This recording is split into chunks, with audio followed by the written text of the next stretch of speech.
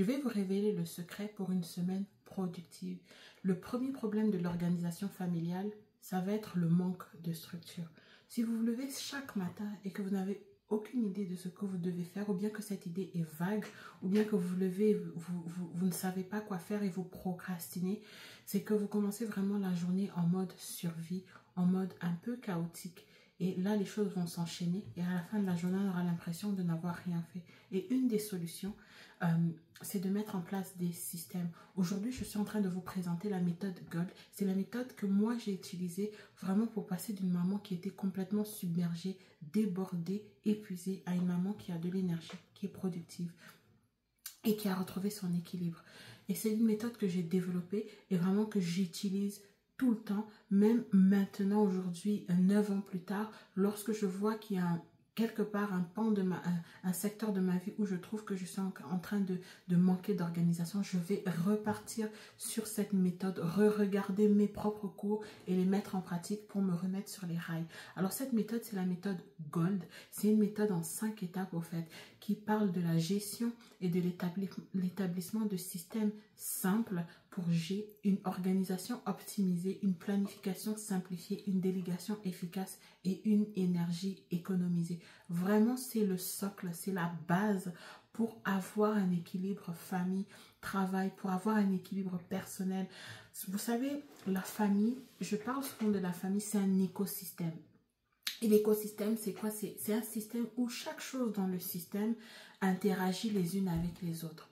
Si un secteur du système est déséquilibré ou ne va pas bien, ça va déséquilibrer le système en entier. Donc, au fait, dans la famille, il y a la gestion du couple, la gestion des enfants, la gestion de soi, la gestion du temps, l'organisation.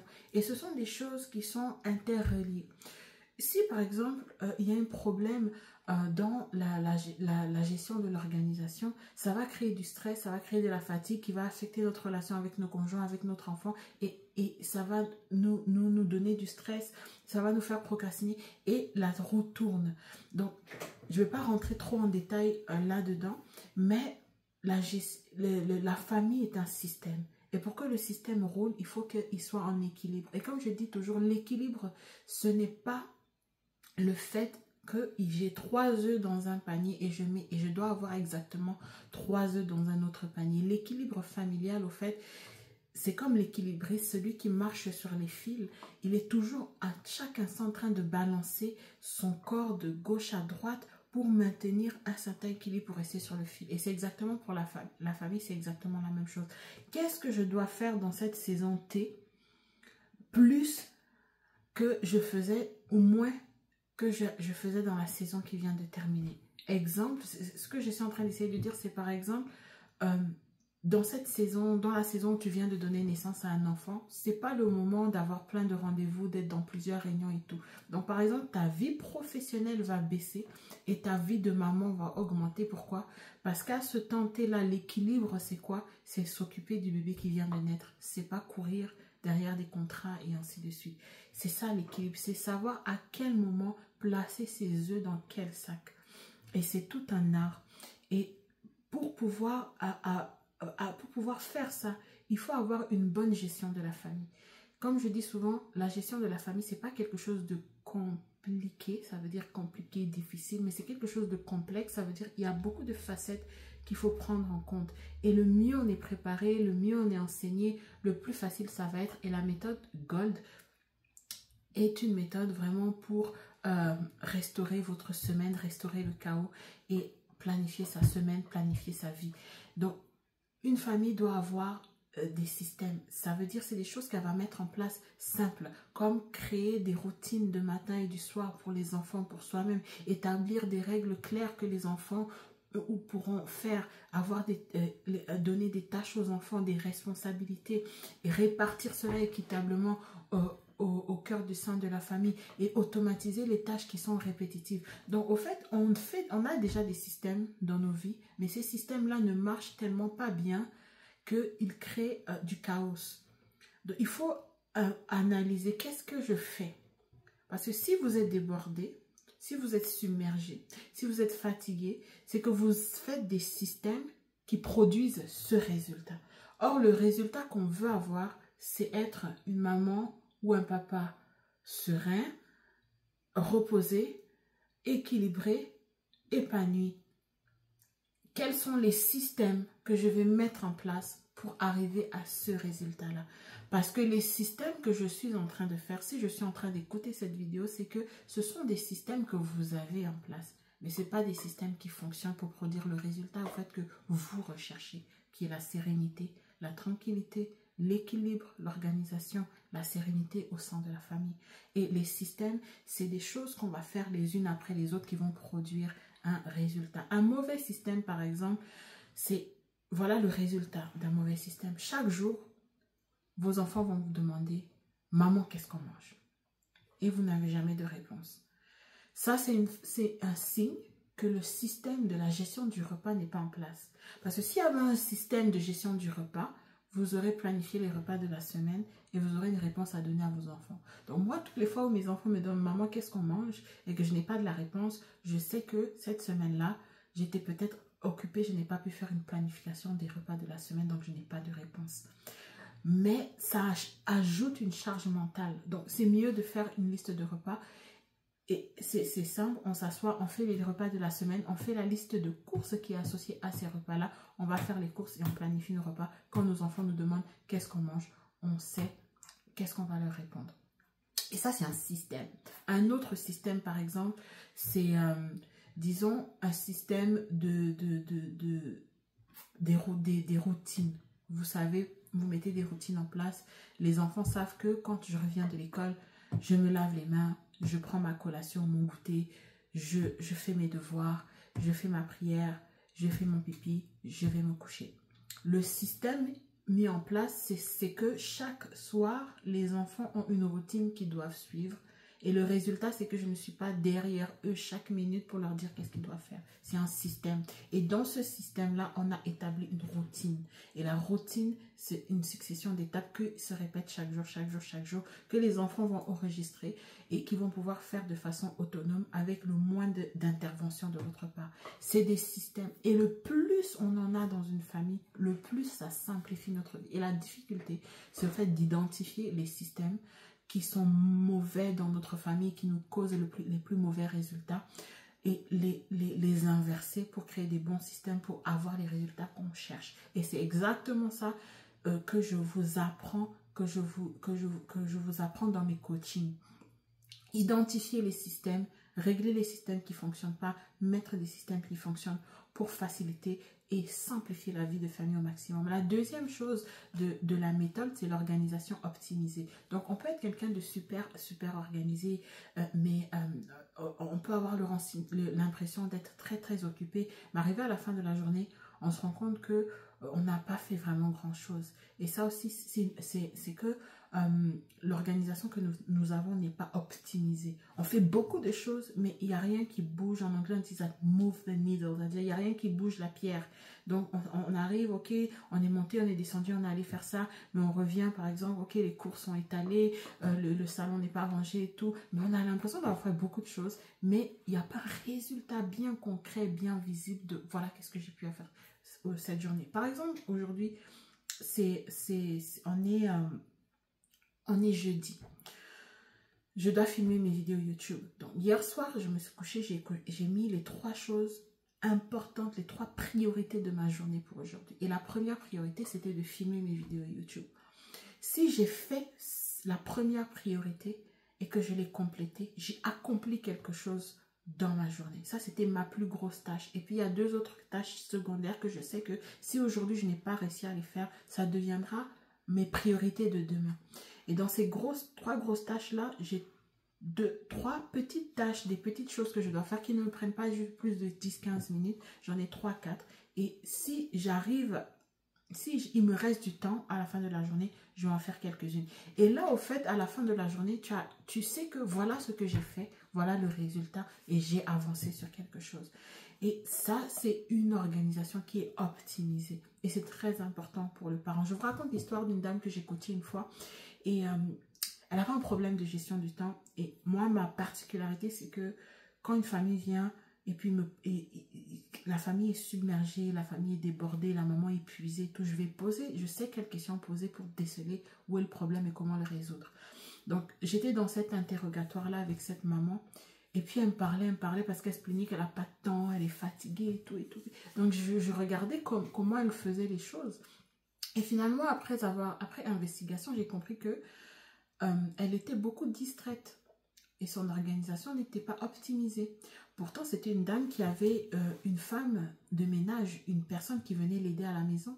Et je ne comprenais pas, je dis comment tu as une aide et tu te sens débordée, il y a un problème quelque part. Donc, il y avait beaucoup de choses qu'elle pouvait déléguer, et on va en parler dans le point de déléguer efficacement, qu'elle ne déléguait pas ou qu'elle déléguait mal. Et au fait, elle se retrouvait, par exemple, à faire le ménage. Mais elle me dit, je fais le ménage de 8h à 11h. Je dis, mais comment est-ce possible que tu fasses chaque jour, de lundi à vendredi, du ménage de 8h à 11h? C'est pas possible, il y a quelque chose qui ne fonctionne pas. Et quand j'ai poussé l'interrogatoire, au fait, c'est que quand elle fait le ménage, le téléphone sonne, elle répond, elle parle avec la personne. Ou bien quand elle fait le ménage, elle se rend compte que, ah mais j'ai oublié quelque chose dans la chambre. Elle va dans la chambre, elle commence à ranger, elle voit qu'il y a les chaussures qui sont sorties, les habits qui n'ont pas été pliés, elle commence à plier les habits. Elle finit, elle repart continuer son message. Un message arrive sur son WhatsApp, elle lit, elle répond. Après, elle voit que, ah non, il faut que je commence à mettre la viande de feu. Elle va, elle sort la viande, elle la met au feu. Et puis, elle recommence à faire son ménage. Donc, elle faisait toutes sortes de choses, sauf du ménage. Je lui ai dit, ok, voilà ce que tu vas faire. Tu vas te mettre un chronomètre de 30 minutes. Et pendant ces 30 minutes-là, tu laisses ton téléphone quelque part. Tu élimines toutes les distractions et tu fais que 30 minutes de ménage. Et tu vas voir que tu vas pouvoir faire tout. Et elle a mis en pratique ce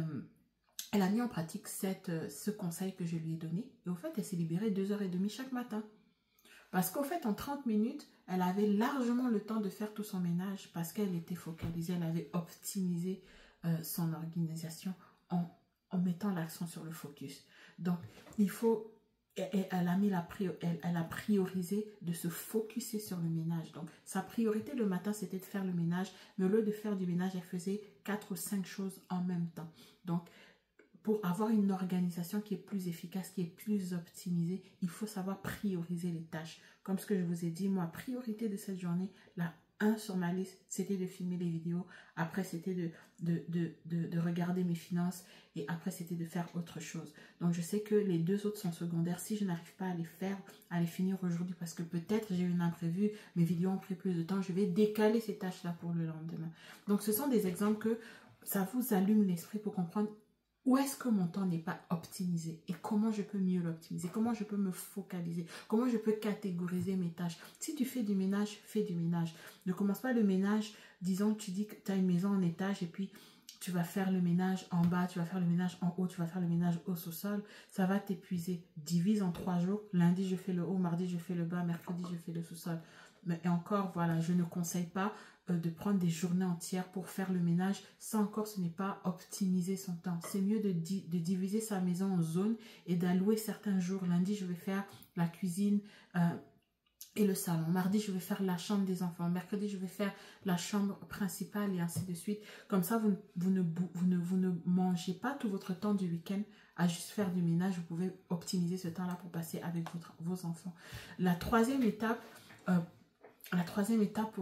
pour simplifier votre vie, c'est vraiment avoir une planification simplifiée. Plus les choses sont compliquées, moins on va vouloir avoir envie de les faire. Voilà, sur Internet, on va entendre beaucoup de gourous qui disent « Oh, le miracle morning, il faut faire ceci, il faut faire cela, il faut faire ceci le matin. En tant que maman, en tant que papa, il faut avoir tel genre de routine pour les enfants. » Le plus c'est compliqué, je vous assure que vous n'allez pas réussir à tenir dans le temps. C'est pourquoi ma méthode, même si tu n'es pas discipliné, comme ta vie repose sur des systèmes, une chose engendre l'autre, une chose engendre l'autre, et ça fait que tu suis le système, tu ne dépends pas de ta discipline personnelle, voilà, de ta motivation personnelle, parce que les choses sont donc... Avoir une planification simplifiée, c'est aussi simplifier ses routines. C'est comment simplifier son planning, comment ne pas mettre 10 tâches dans sa journée, 10 grosses tâches. Comme je dis souvent, les gens confondent et les tâches et les projets. Un projet, c'est quelque chose qui nous nécessite, qui peut être subdivisé entre deux et plus de tâches. Un projet, on peut avoir 15 tâches dans un projet, 20 tâches, 30 tâches dans un projet, 3 tâches dans un projet. Mais une tâche, c'est juste une tâche, c'est quelque chose qui peut se faire. Mais un projet, par exemple, si tu veux, comme je dirais, aménager ta chambre, ok, tu dois d'abord aller au magasin acheter la peinture, venir maintenant mélanger la peinture, prendre le jour où tu vas peindre les murs, attends que ça sèche, après mettre tes tableaux. C'est un projet parce qu'il y a plusieurs étapes à ce projet-là. Donc souvent, on a beaucoup de projets sur notre liste de tâches et ça fait qu'on n'arrive pas à faire nos choses au courant de notre journée et on se sent frustré. Donc, si vous avez une grosse tâche et que vous savez que ça prend beaucoup de temps, vaut mieux mettre juste une tâche et une autre toute petite tâche dans votre journée. C'est ça, simplifier au fait sa planification. Bloquer du temps où vous allez pouvoir faire ces tâches-là et, comme je dis souvent, laisser la place aux imprévus. Et l'autre partie de simplifier sa vie de famille pour retrouver équilibre, sérénité, énergie et épanouissement, il faut déléguer efficacement. Un parent ne peut pas tout faire. Le plus vite tu comprends la délégation, le mieux tu vas te sentir dans ta vie de famille. Et déjà, dès l'âge même de 2 ans, on peut déjà commencer à impliquer les enfants dans la vie de famille, dans les rangements, dans les choses de la famille. On peut leur donner des petites tâches qui sont liées à leur âge. Et pour déléguer, il faut savoir communiquer. Qu'est-ce qu'on est en train de déléguer à la personne? On délègue une responsabilité avec un résultat bien précis. Par exemple, si je dis à mes enfants, range ta chambre, il y a des fortes chances qu'il ne va pas ranger la chambre correctement. Il faut que j'aille ranger la chambre avec lui. Je lui dis, voici le résultat que moi j'attends quand je te dis range la chambre. Il m'a vu les étapes que j'ai faites et il va les reproduire. Je le fais 2, 3 fois, 4 fois avec lui jusqu'à ce qu'il puisse reproduire lui-même ces étapes-là et pouvoir produire le résultat que moi j'attends comme si c'est moi qui l'aurais fait. Et là, j'ai délégué efficacement la responsabilité de ranger sa chambre à mon enfant avec des tâches bien précises qu'il a compris, qu'il enchaîne, qui produit le résultat d'une chambre propre et rangée. Vous voyez la différence? Et savoir déléguer, c'est très important. Mais ce qui est encore plus important, c'est en tant que parent, en tant que maman, il faut identifier tous les éléments de notre vie qu'on peut déléguer et les déléguer. Et ça va nous décharger de notre quotidien, de cette impression de tout le temps faire les choses nous-mêmes, nous seuls et ainsi de suite. On peut aussi déléguer à son conjoint, mais attention, pour déléguer à son conjoint, souvent les femmes vont se plaindre qu'elles ne savent pas, le monsieur veut rien faire et tout, mais c'est la façon de communiquer. Donc tu peux aller regarder ma vidéo qui s'appelle communication efficace dans le couple. Je vais la mettre dans la description. Comme ça va te permettre, si par exemple tu aimerais que ton conjoint t'aide à faire quelque chose et que souvent tu n'arrives pas ou bien la communication ne passe pas, regarde cette vidéo là sur la coparentalité et la communication et ça va vraiment t'aider à pouvoir bien approcher ton conjoint pour lui demander de l'aide ou bien déléguer certaines tâches. Alors la dernière étape, c'est vraiment économiser son énergie. Je me rappelle une cliente que j'avais coachée. Quand elle m'a fait son témoignage de fin de coaching, elle dit, ouais, vraiment, Sylvie, tu m'as permis d'économiser mon temps. C'est-à-dire, elle avait vu le temps d'une autre façon. Et ça m'a fait penser que, oui, on peut économiser le temps, mais de la même façon aussi, on peut économiser l'énergie. Comment préserver son énergie? Donc, avoir une bonne organisation, c'est bien, mais si on est tout le temps épuisé, en fait, ça ne sert à ça, c'est difficile. Donc, il faut gérer son énergie. Et ça, il faut apprendre à gérer les temps de repos. Donc, quand vous allez planifier votre semaine, prévoyez des temps où vous allez vous reposer, peut-être faire une sieste et ainsi de suite. Mais il faut savoir que l'hygiène du sommeil, elle est importante. Beaucoup de gens veulent se réveiller tôt, à 4 h du matin, comme les grands de ce monde, on dit les Elon Musk, tout ça, ils ont des routines de 4 h du matin, c'est bien beau. Mais si tu te couches chaque jour à minuit, en tant que maman, en tant que papa, tu vas jamais pouvoir te réveiller à 4 h du matin. Et par contre, tu vas te coucher à minuit, mais tu dois te réveiller à 5 h du matin parce que tu dois te préparer pour le travail. Ça, tu n'as pas le choix. Et au fait, là, tu commences à accumuler des dettes de sommeil. Des dettes de sommeil. Ça veut dire que ton corps a besoin de sommeil, tu ne le lui as pas donné. Et ça, tu vas le payer cher, au fait, à long terme. Donc, essayez autant que vous pouvez vous coucher tôt. Et vous réveillez tôt, parce que tôt le matin, on peut faire beaucoup de choses. Donc, vous couchez tôt, vous réveillez tôt. Et si par exemple, vous êtes quelqu'un qui a beaucoup de responsabilités, qui doit se coucher tard pour se réveiller tard, et que vous avez la possibilité, utilisez peut-être votre heure de repas pour faire une sieste. Comme ça, vous rechargez vos batteries. Vraiment, c'est important de gérer son repos. On a un capital santé qu'on nous a donné, et notre santé, c'est notre plus grande richesse. Et le manque de sommeil augmente le stress, augmente au fait la prise de poids. Il y a beaucoup de conséquences au manque de sommeil. Donc, c'est important de se reposer et de planifier un temps pour vous, des temps de relaxation où vous décompressez. Voilà, donc en conclusion, ça c'est ma méthode en 5 étapes pour vraiment reprendre le contrôle de votre temps, retrouver équilibre, épanouissement, énergie et sérénité. C'est la méthode GOLD. La gestion des systèmes simples, l'organisation optimisée, la planification simplifiée, la délégation efficace et l'énergie économisée et préservée.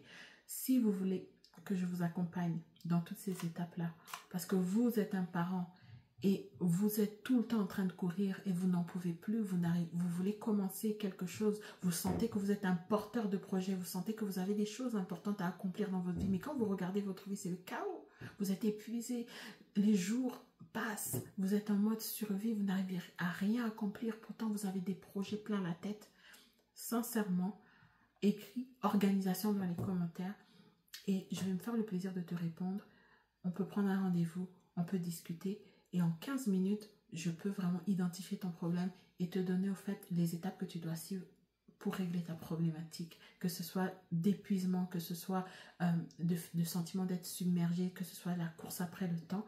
J'aurai certainement, par la grâce de Dieu, un plan d'action pour toi pour vraiment relever la tête hors de l'eau. Donc, juste écris organisation dans les commentaires et je me ferai un plaisir de pouvoir y répondre. Et n'oublie pas d'aller regarder la vidéo organisation familiale, 3 astuces pour simplifier votre quotidien, votre vie au quotidien. Et je te dis à la prochaine vidéo.